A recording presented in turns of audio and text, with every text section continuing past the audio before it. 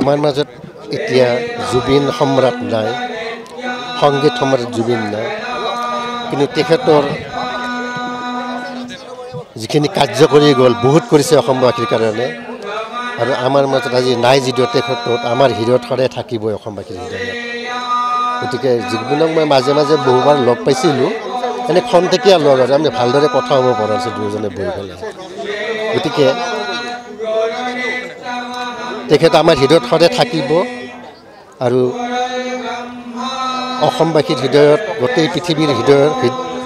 গোটেই পৃথিৱীৰ মানুহৰ হৃদয়ত তেখেত থাকিব, সদায় থাকিব।